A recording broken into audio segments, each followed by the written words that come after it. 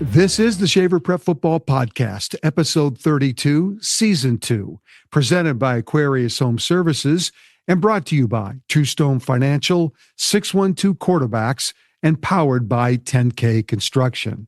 Some big high school football wins last Friday across the state, like in Mahnomen, where the Mahnomen-Waban Thunderbirds beat Red Lake County 21-6 in a battle of unbeaten teams in Class 1A. Minnetonka beat Eden Prairie on Friday night to snap a 20-game losing streak to EP. Minnetonka winning that game 21-14. And Chaska was upset on Friday by Mankato West. That final was 28-21. It was the first loss of the season for the Hawks. Our Talk North Walk the Talk winner this week is Parker Kuehn, junior quarterback for Springfield High School. Friday night, Parker was 26 of 33 passing for 367 yards and 4 touchdowns in a 54-6 win over Bold. So Parker Kuehn had a great night on Friday night in his game against Bold. 4 touchdown passes. Just another normal night for Parker Kuehn, who's been lighting it up so far this season. Thanks for doing this. You 26 of 33, 367. Those numbers are probably your best of the season thus far. Did it feel like that? Did it feel like one of those nights throwing the football? It did. I felt like we were throwing more than we normally do. We got what we wanted on offense. The run game was good, which opened up the pass game.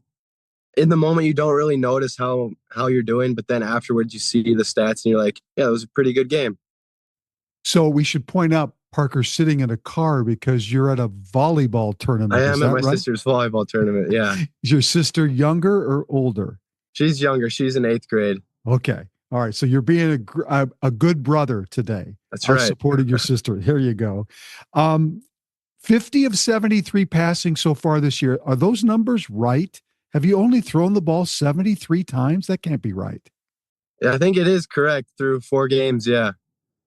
Why is that? Why have you only thrown the ball that few times? I don't know. I mean, we got a good game plan, I guess. Run game and pass game have been working well together. So I think we've been able to get what we want and just been able to play well through that. So, as a quarterback, do you get a little frustrated that you're not throwing the ball a little bit more, or you're okay with that? Winning's the most important. I'm good.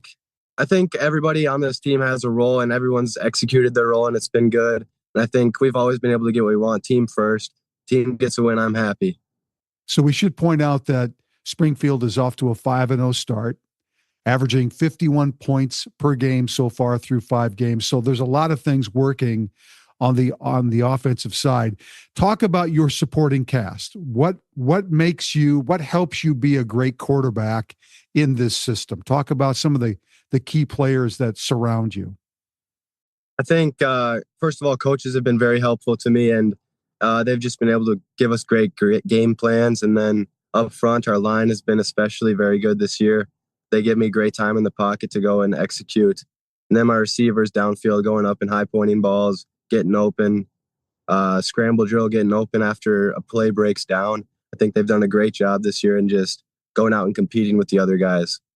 You've got that quarterback body, 6'3", about 175, 180. Describe yourself as a quarterback, Parker. What do you think makes you a good quarterback? I think especially this year, I was focusing more on being able to read defenses.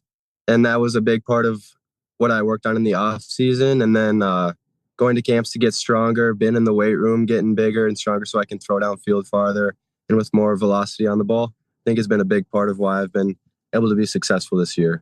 So as of right now, the numbers that I looked at today, you have 19 touchdown passes, which leads the state in touchdown passes. You're among the leaders in passing yards, almost 70% completion rate. Describe the passing game for Springfield. Is it a lot of short passing? I mean, how would you describe what you guys do? Yeah, we mix it up. We do a lot of screen game and quick outs, and we also throw it deep. We like to take our shots, and I think that's all possible because we're able to bring linebackers and defenders down. And then if we get a man look, we really like to try to take advantage of that because we feel like we got guys that can go and compete with the other defenders and are going to win those routes. So you've got Sleepy Eye coming up on Friday, but maybe more importantly, and for people that don't know, you guys have lost 3 consecutive prep bowls to Minnesota, correct? I mean, come on. It's like it's like the Buffalo Bills and the Vikings in the NFL. Talk about just trying to get back to the prep bowl and writing that and getting you guys maybe into that championship game again and winning it this time as opposed to being the runner-up 3 straight times. That's always been the goal.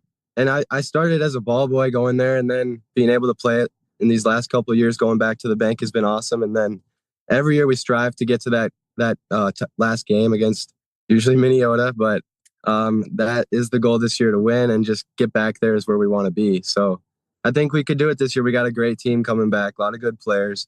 We just got to go out and execute. So, well, you're off to a great start. You had a great game on Friday, and you win 54-6 over Bowl. Congratulations, and thank you. I'm sure we'll be talking again soon down the road. Thank you, Parker. Thank you. This was great. Maybe the best Minnesota high school football story of the season so far is Albert Lee. The Tigers beat Fairmont Friday night, 29-24, to raise their record to 5-0. And I talked with the head coach about why that's such a big deal. Well, Paul Dunn is the head football coach at Albert Lee, and the Tigers are 5-0 after their victory on Friday against Fairmont. First of all, congratulations. This has been quite the run. For people that don't know, Albert Lee had not started 4-0 in a season since 1989, I believe. It's been, I don't know, since 1995 that you've had a winning season in Albert Lee football. So all of these things that are happening this year, Paul, are pretty exciting and maybe heading towards a season, a very incredible season. Congratulations. Tell me about the Fairmont game, because you guys were behind in that game and you had to come back. Tell me about that.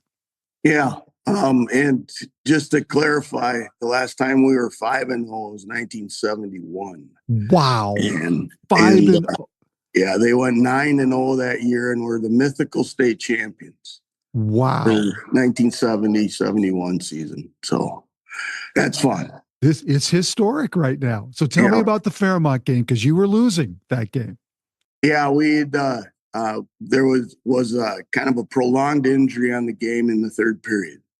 And the young man was evacuated from the stadium by ambulance. Oh boy. And so we warmed back up again. And after that, first play from scrimmage, they went quarterback draw off tackle. We missed a tackle in the backfield, and he went 51 or something for a touchdown. So we're down by a score. They kick off. We had 3 and out deep in our own territory. We punted out of the end zone, and we flipped the field. 61 or 2-yard punt. Wow. And had a tackle for loss on first down. And then on second down, they threw it deep, and our corner tipped it to our rover, and Carter Kahn picked it off and ran it back to just inside the 20 going in. And then we pounded it in and were able to hold them on 4th down and long and victory formation to finish. It was amazing. And this is a good football team you played. Fairmont has got great history. They're a very, very good program. You guys, what is the secret? And I know you and I have talked on my Strip Varsity show about this a little bit, but what's been the secret this year to Albert Lee football to have the success you're having? Well, there's been a gradual cultural change within the players and the families, expectations, commitment, that whole thing. has been really big. We've been playing a lot of our skilled players, started as sophomores. They're now seniors. We have a really resurgent young line that is getting better every week. And as they get better, we get better. Yeah. And so, Max Jeffrey and his defense has just played lights out. They were a year ago, we were minus 11 or minus 12 in turnover ratio. And we're plus 6 or plus 7 now. You're looking at 18 possessions in 5 games.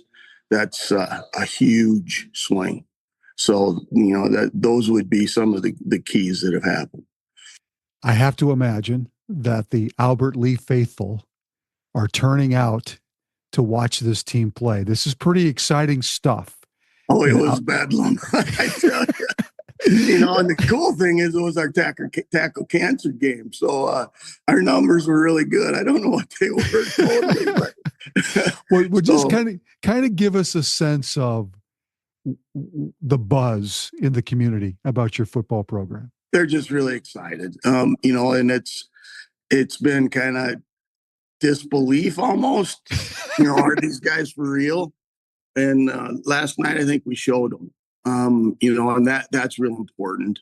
The facility, there's a reason I came on when I did, because the facility behind me was constructed here in the early it opened in 2019, but we played our first game and we hadn't won forever. And they invested in this facility. And then, when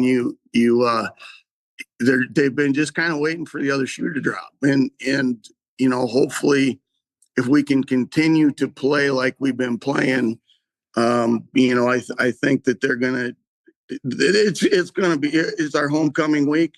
Who knows how we're going to play, because you never know on homecoming whether it's going to be a good or a bad thing. But I tell you, we were packed on our sideline last night, and I think this week we'll be packed in the entire stadium.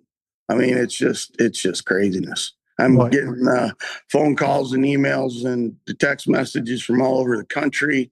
They're watching live stream and they're doing, people I was in 1971 grad and this and this and this and go Tigers, that kind of thing. It's just a lot of fun. Well, that's fantastic. Last question. You've got 2 tough games in a row here, St. Peter, and they're home games. You get St. Peter and then you get Waseca, which I think is probably one of the standard bearers in 3A football as to kind of the measuring stick, as the kind of where you are. I know you don't want to look ahead, but just talk about the remaining schedule for you guys and how do you keep these guys focused to be able to finish this season the way you want them to finish? Well, I've been at this 37 years and I've been a head coach for 25 or something. I don't remember. But the point is that, we have got to handle what's in front of us. We didn't make the schedule. Somebody else did. We got St. Peter next, and we got to play well. We got to play clean, and we got to be plus in turnovers. And, it's a simple game. You got to block and tackle, and you got to score. If we're fortunate enough to get past St. Peter and we face up undefeated against Waseca, it'll be, a WWF match, because there's, it's just one of those things. Yes. That, there isn't a lot of love lost between the communities. They're great people up there. We're great people down here. But, when it comes to competing, we like to compete, and it will be fun for the first time in a long time to be able to compete head to head with them. And, you look forward to that. That's why you do it. That's right. There's a certain kind of momentum that's building here, and I've seen it at previous stops in my career, and it's pretty special, and you got to ride that wave and keep trying to keep the kids as focused as you can. You got to let them enjoy it because that's why they play. It's really been a fun ride, and hopefully the ride continues. Well, congratulations on your big win, on your, say those numbers again. It's the first 5-0 start since when? How long? 1971. 1971. Wow. Paul Dunn, great job and continued success. Thanks for doing this. All right. Thank you, sir. Appreciate your support. It's football season, and you need to call an audible on what's going on in your utility room. Coach Shaver here with a great game plan from Aquarius Home Services. Let's call a reverse on that cranky furnace, flea flicker those flickering lights, and throw a Hail Mary on that water heater. Aquarius has the right play. $98 off any furnace, electrical, or plumbing repair. You can gritty your way into the end zone. Go to AquariusHomeservices.com today. Aquarius, earning the right to be recommended. 10K Construction is your one stop for all your general contracting needs, whether interior, exterior, residential, commercial, or multifamily properties. They build relationships with their clients, and that's how they've grown their business through referrals. Plus, they are teaming up with LP SmartSide to become Minnesota's premier siding installer. And they're also partnering with IKO Shingles as well. They've got the best of the best to do the job right. 10K Construction covers both Minnesota and Wisconsin. Now, the rumor is they charge a little extra because it's Packer land. I'm not sure about that, but what I am sure about, 10K Construction is the company you want handling all of your general contracting needs. Go to 10kconstruction.com for details. Gopher football, led by head coach PJ Fleck, takes on Ohio State in Columbus on Saturday night. And I know one guy who will be pumped up for that game, former Gopher linebacker and current assistant coach Mariano Sori-Marin. And you want to talk about all in on Gopher football? Watch this. Well, I'm excited to talk to Mariano Sori-Marin for the Gophers. He's a Gopher linebackers coach now, but he, of course, played for PJ Fleck and the Gophers. So you've got this unique perspective of being a recent player and now a brand new coach. How do you, first of all, thanks for doing this. How have you navigated all this? Has it just been like a rush? I think the perspective that I have is like a former player for coach, and now being able to work for him and pour back into the program and culture in the University of Minnesota is incredible. And I think for me, like having poured so much time, so much blood, sweat, and tears into the place, to now be able to give back into the next generation is truly remarkable. And to be now coaching 10 different linebackers and pouring back into all those different guys just magnifies that joy that you get when you come in the building. But it's got to be a little weird in a way because you played for PJ and now you're kind of like, all right, we're not equals, but you're a coach. Right. Now. And I think like the way coach drives his program is that like it starts from the top, right? Coach sets the standard each and every day, and it goes through his coaches,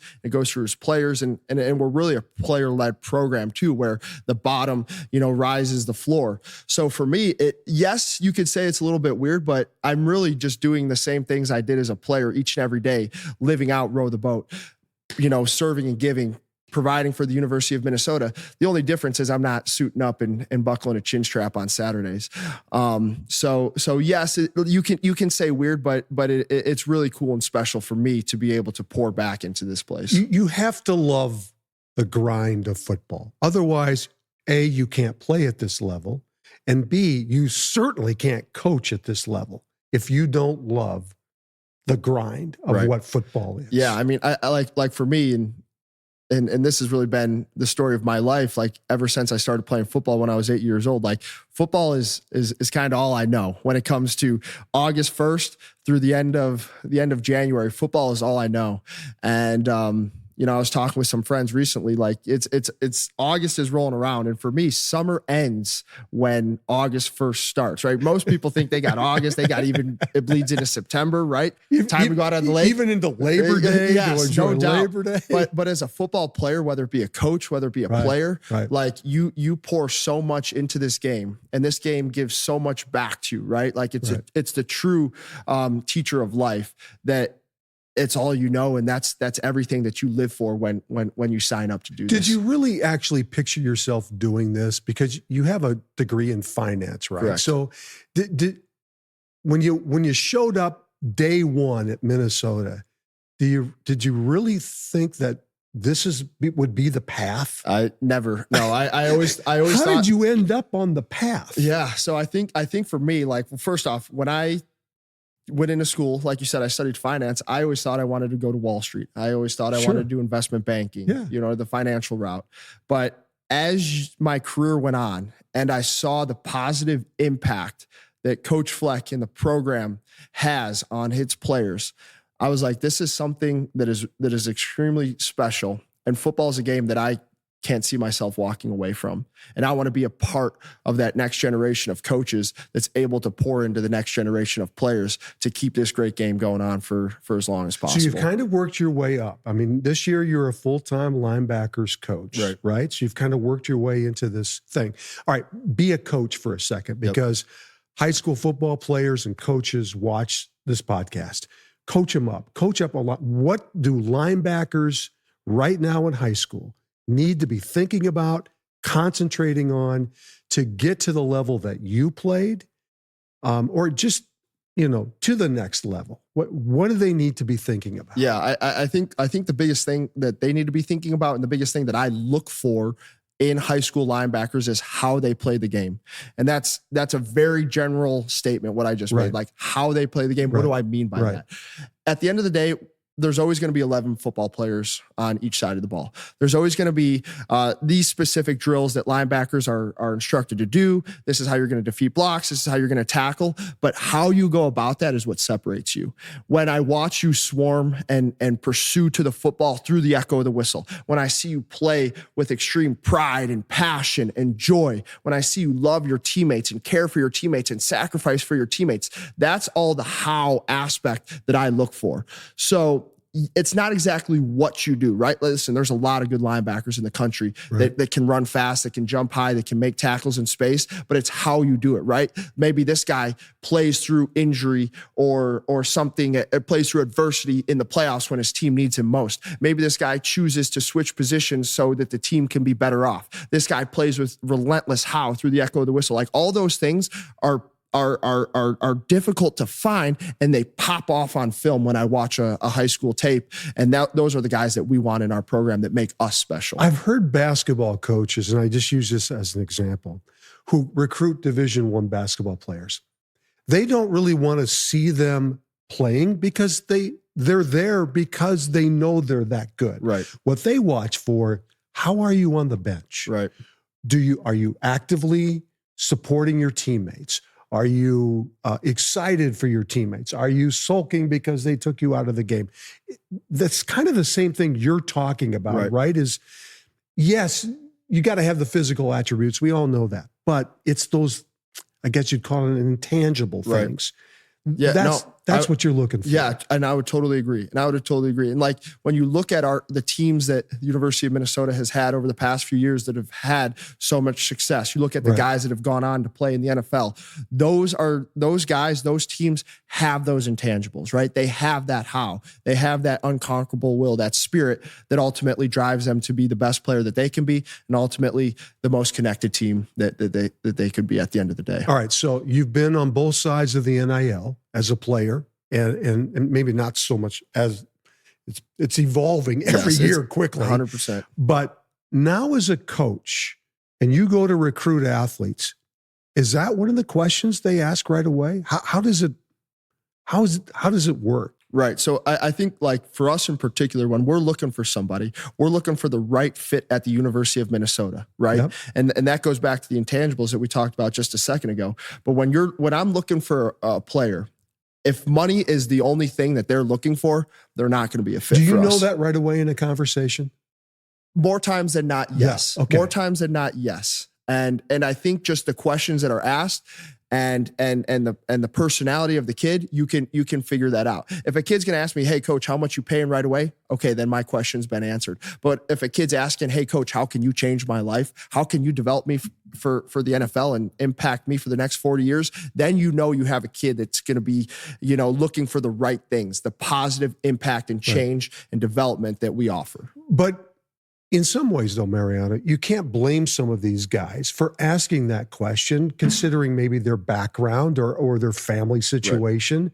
Do you take that into consideration? 100%. You always have to take that into consideration. And I think like everybody's story and everybody's journey is unique, right? So just because a kid asks that question doesn't mean we write them off, right? Like, and everybody, like, everybody has different levels of training and coaching from their high school to the people that are working with them in this recruiting process as well. So we always take that into consideration. But as a kid starts to learn about a program and they start to really dive in and gel and connect with the things that make us unique and special and the things that are ultimately going to allow him to reach his goals and dreams 10, 20, 30, 40 years from now, then we say, okay, that kid's the right fit, right? That kid is going to be a kid that can come into our program. Yes, he's going to make money in NIL. Yes, he's going to be able to positively impact his family for generations to come, but he's also looking for the right things like serving and giving, development, leadership, connectivity, which we pride ourselves on. All right, so you come to the Gophers from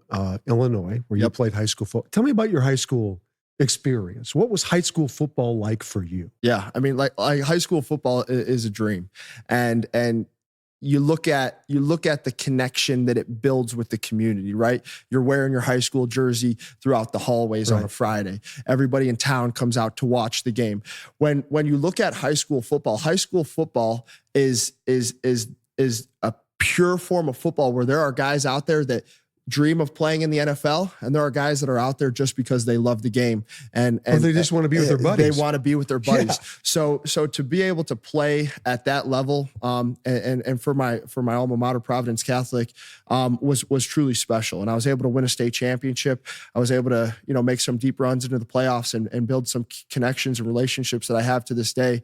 But that is really where I found my calling for football, right? I always knew I loved football. Right. I since I was 8 years old, knew football was what I wanted to do. But as you continue to take the next step and rise in the levels, you realize that the positive impact that it can truly have on you for the rest of your life. You were a wide receiver too. I was wide receiver, safety, running back. What were your hands like? I feel like they were better in high school than they were in college.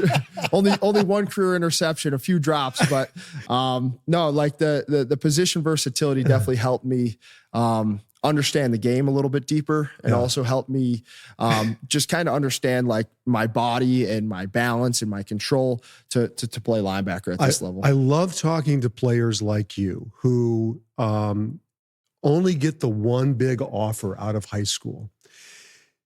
And, I suppose maybe you feel a little slighted or whatever. You take the Gopher offer and then you come here and you kill it and you play great. And I always wonder, is it like I told you so, or I needed to prove myself? I proved that I should have been recruited better than that.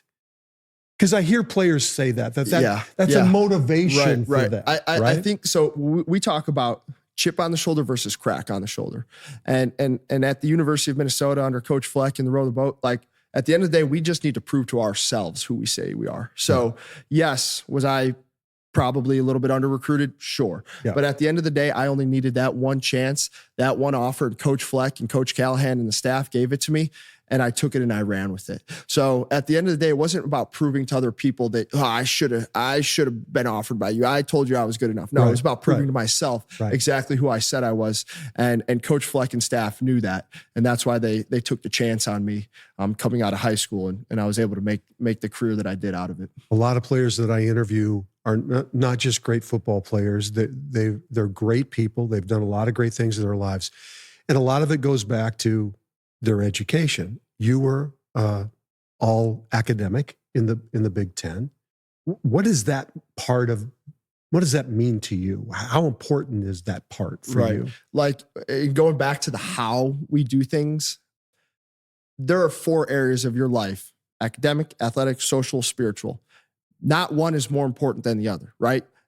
At any given time, whichever one you're focusing on, that is the most important thing.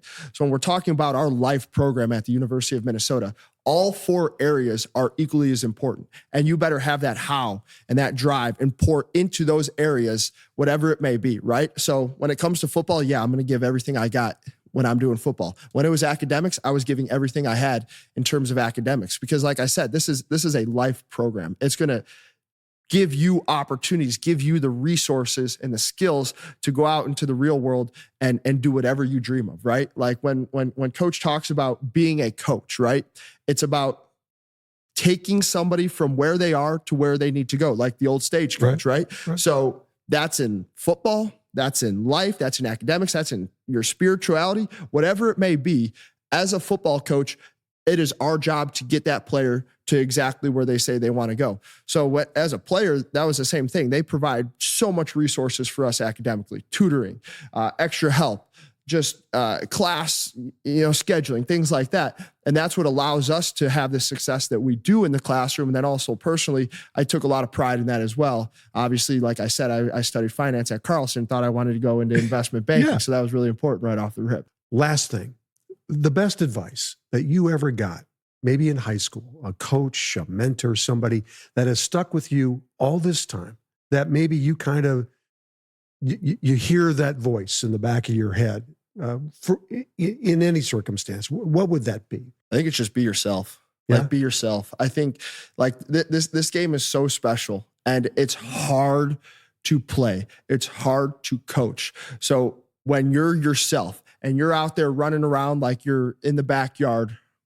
as a little kid, that's where you can find that joy and that passion and that love, and not allow the external or the noise or the flashing lights to get in the way of why you truly do it, right?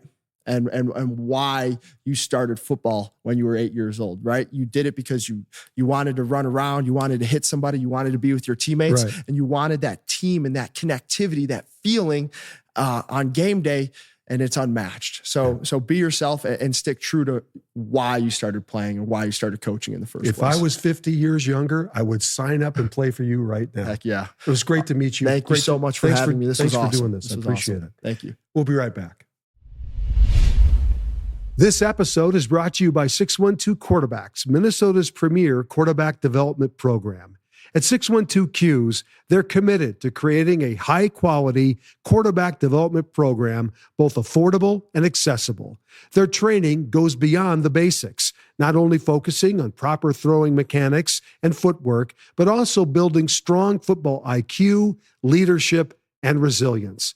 Their mission is to educate, inspire, and challenge athletes to raise their standards on the field and in life. Through training and mentorship, they're building more than quarterbacks. They're building a community rooted in growth, accountability, and shared success. Learn more today at 612quarterbacks.com. These days, you can get a checking account, a credit card, or a mortgage just about anywhere. But what you can't always find is the personal touch of a neighborhood credit union like True Stone Financial. I've known the folks at True Stone for many years. They put people first. They take time with you, they get to know you, and they use their expertise to connect with the services that help achieve your financial well-being.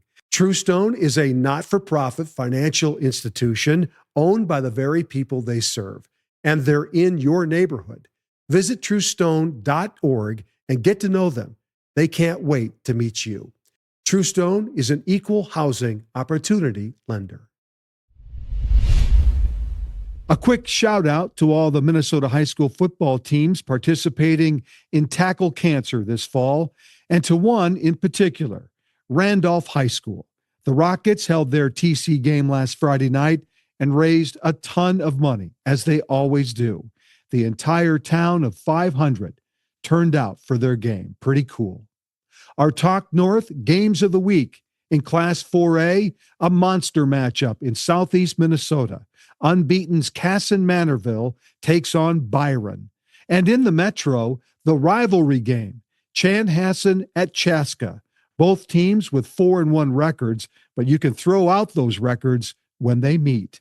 The Shaver Prep Football Podcast drops every Monday, and you can catch us on YouTube and where podcasts can be found. My thanks to producer Alex Haugen and the great folks at Talk North.